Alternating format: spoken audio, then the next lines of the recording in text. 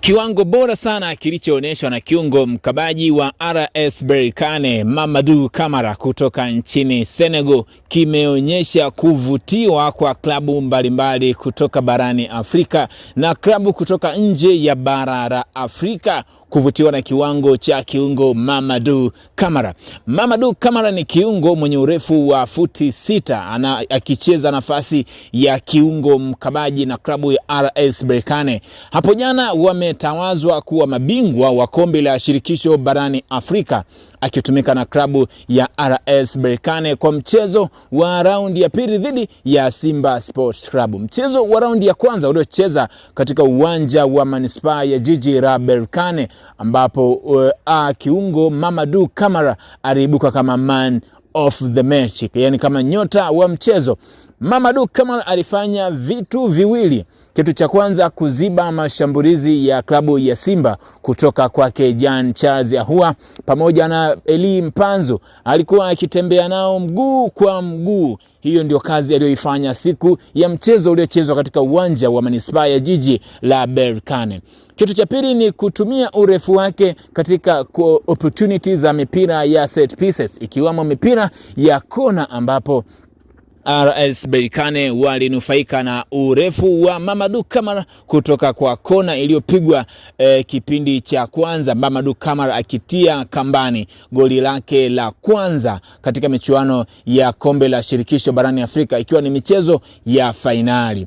Aliibuka man of the match kwa movement alizokuwa akizifanya na matukio muhimu aliyokuwa akionekana katika mchezo wa RS Berkane dhidi ya Simba katika uwanja wa manispaa ya jiji la Berkane. Amekuja katika uwanja wa Amani Complex, ameonyesha kiwango kile alichokionyesha katika mchezo wa raundi ya kwanza. Tofauti tu ya mchezo wa raundi ya pili hajachukua nyota wa mchezo. Sasa timu nyingi zimeonekana kuvutiwa na kiungo Mamadou Camara, huku akionyesha na yeye kuvutiwa na viungo wa klabu ya Simba, yani Yusuf Kagoma pamoja na Fabrice Ramba Ngoma. Moja ya viungo wagumu sana katika klabu ya Simba na moja ya viungo bora sana kwa siku za hivi karibuni katika klabu ya Simba. Mamadou Camara, moja ya klabu katika nchi za Uarabuni, imeweka ofa kubwa sana ikihitaji huduma yake kama kiungo mkabaji. Moja ya tetesi nyingine zimeonekana kuzuka katika mitandao ya kijamii, zimemtaja Fadlu Davis, kocha mkuu wa klabu ya Simba, kuvutiwa na kiungo Mamadou Camara. Huyu kiungo wa shoka sana katika klabu ya RS Berkane. Anacheza peke yake. Kocha wa RS Berkane anacheza mfumo wa 4-1-4-1. Kwa hiyo katikati kwenye kiungo moja anatumika Mamadou Camara peke yake. Viungo wanne washambuliaji wanakuwa mbele yake, then namba 9 anakaa mbele ya kiungo Mamadou Camara. Tahir anakuwa mbele ya Mamadou Camara pamoja na winga wa kushoto ambapo anacheza Paul Basene anakuwa mbele yake, na winga wa kulia anakuwa ni Yusufu Lemli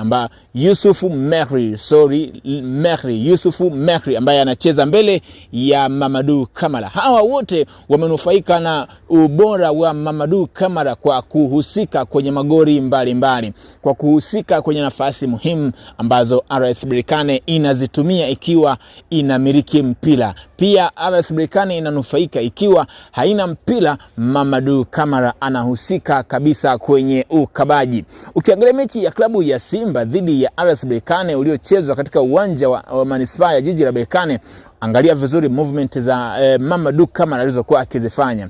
Alikuwa anafanya matukio muhimu sana. Miondoko ya viungo wa klabu ya Simba alifanikiwa kuidhibiti mwanzo mpaka mwisho. Kwa 90% alifanikiwa kuidhibiti miondoko ya viungo hatari wa klabu ya Simba. Yusuf Kagoma pamoja na Fabrice Ramba Ngoma wakishika mpira wana uwezo wa kupiga mipira ya pasi ndefu, aliweza kuwadhibiti. Jean Charles Ahoua pamoja na Elie Mpanzu ambao wanacheza kama viungo washambuliaji wakishika mipira, Mamadou Camara alifanikiwa kuwadhibiti kwa namna yake. Mamadou Camara, hakuna timu ambayo haipendezwi na huduma yake. Hakuna timu ambayo haiwezi kupendezwa na kiwango alichokionyesha katika michezo ya fainali ya kombe la shirikisho barani Afrika.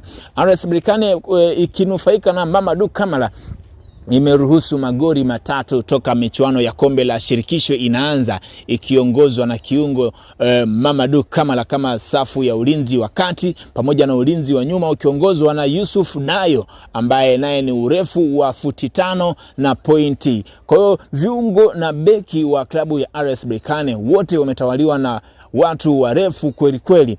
Moja ya jambo ambalo lilisurprise hapo jana ni Mamadou Kamara kuzungumza kuhusiana na mchezo dhidi ya Simba, akisema Simba ni bora lakini haikuwa bahati yao. Kwa mujibu wa takwimu ambazo Mamadou Kamara alizozungumza, anasema kwa mujibu wa michezo ambayo wao wameicheza, mchezo mgumu zaidi kwao kwenye michezo walioicheza katika kombe la shirikisho barani Afrika 2025, mchezo dhidi ya Simba ni mmoja kati ya michezo migumu kuwahi kutokea.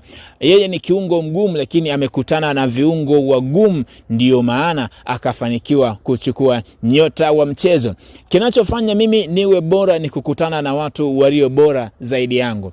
Hayo ni maneno kutoka kwake Mamadou Kamara. Jicho la Fadlu Davis kwa siku za hivi karibuni limeonekana kuhitaji huduma ya kiungo Mamadou Kamara kutoka RS Berkane, akienda kusaidiana na Fabrice Rwambangoma pamoja na Yusuf Kagoma.